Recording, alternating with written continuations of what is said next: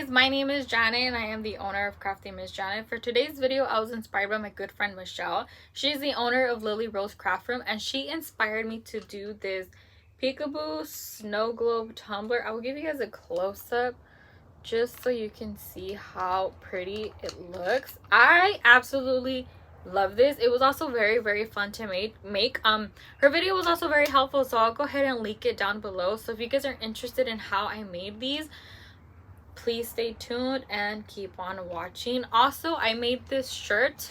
The print, the HTV transfer is also from her shop, not the shirt but just the print, and I absolutely love it. I have a video of this going up on my Instagram real soon, so if you're interested, please stay tuned. So you want to go ahead and start making the hole at the bottom of the tumbler. I use this hot tool from Amazon. I used to drill holes on these tumblers, but I actually cracked one during that process, and I hated how heavy the drill felt on my wrist, so I just switched over to this tool, and it is a game changer. It makes a perfect hole. You just do not want to burn yourself, because I've also done that too. The tip of it gets really hot, so just be careful when making the hole.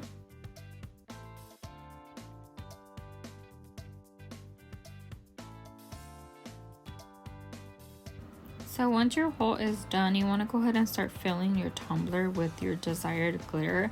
I am using a mix of fine, medium, and chunky. Just keep in mind that the fine cut and the medium cut kind of tend to create more bubbles. I didn't have a full chunky silver like this one, so I just went ahead and used this one, and it worked out perfectly fine.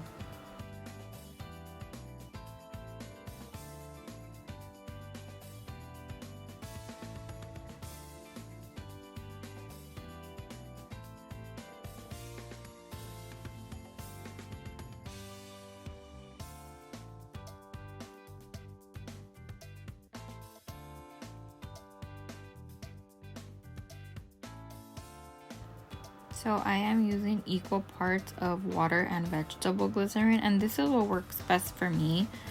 I just go ahead and fill it, not all the way to the top, just so I can let it degas and all the bubbles can rise up to the top. And once that's done, I'd like to leave it overnight just in case there's any more air bubbles. So I just wanted to quickly say that I actually forgot to film the part where I sealed the bottom of the tumbler, but I just sealed it with UV resin and I used my LED lamp to cure it. But yeah, that's pretty much all I did. So for the pattern, I went ahead and chose hearts. I don't know what it is with hearts. I have a thing for hearts, and I just thought these were really cute. And instead of trying to place the whole thing as a wrap, I just went ahead and did it in sections. That way I can place them exactly where I wanted and how I wanted. And this is also removable vinyl. I believe I got this one from Hobby Lobby and it was on sale.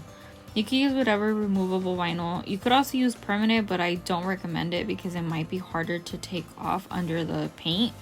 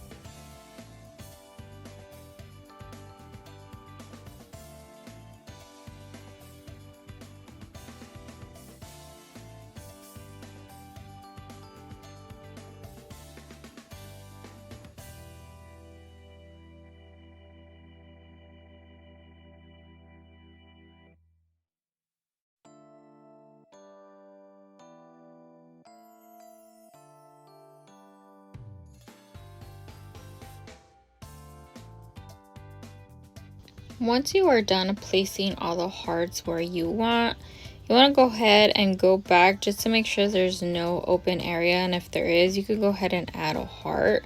That's exactly what I did, and I was pretty happy with the results. So now we're just going to get ready for the next step. So for the painting part, you want to start off with a white base, because if you just go in with your color, you might not get a good coverage, and it's going to be hard to build up the layers. So just start off with the white base and then go in with your color as soon as that's fully dry. Another tip, you want to be very careful when adding your layers of paint, because if you're not, you could get drippage. And once that happens, it's going to be hard to get rid of, since we're epoxying straight over this. So just make sure you're very careful and you let each layer dry fully. So once that's fully dry, I let it dry overnight just to be on the safe side. And this was honestly the hardest part for me, was to rip off all the vinyl, because I actually did scuff up some of the paint off. I wasn't careful enough, and I did a little bit of damage that's I just didn't find repairable. I would have to probably redo the whole cup. So just be very careful when peeling off the vinyl.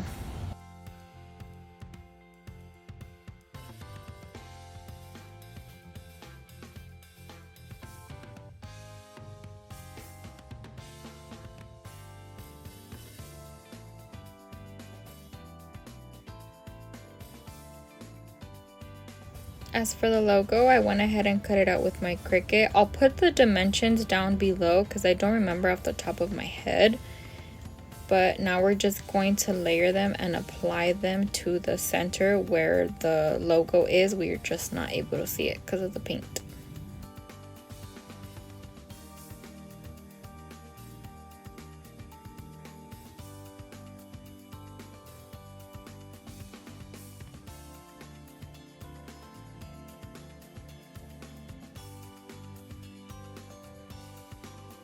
Now we are going to epoxy. I already have my epoxy pre-mixed, and I'm just gonna add this epoxy additive.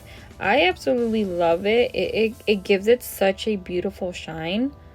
So you just want to go ahead and mix it in with your epoxy and let it sit for a little bit longer, just so the air bubbles can rise up to the top. And you want to go ahead and start epoxying.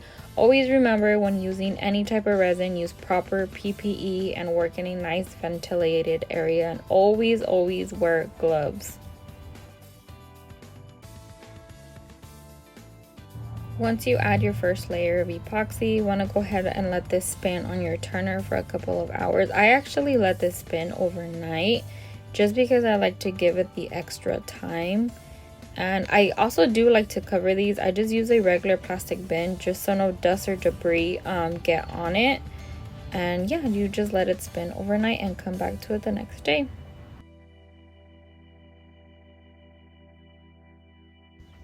As for the lid, since we are adding rhinestones, you want to go ahead and sand it really well just to give the glue and rhinestones something to adhere to. And then I actually spray painted this lid. I just went ahead and covered the little straw hole with like a piece of silicone, just so the spray paint doesn't get stuck inside of the hole, and it actually worked out well for me. The thing that I am using to hold the lid is actually a piece of PVC pipe that I found at Home Depot. I actually took the lid to Home Depot just to see if I can find a perfect fit, and I did. If I can remember the dimensions of it, I will link it down below. But honestly, this has been such a game changer.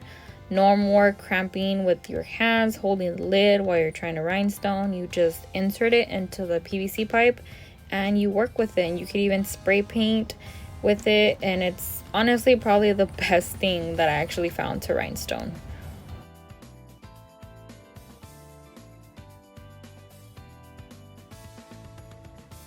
So that is actually it for this video. Thank you guys so much for watching. If you liked it, please go ahead and give it a thumbs up and turn on your notification bells just so you know when I upload a new video.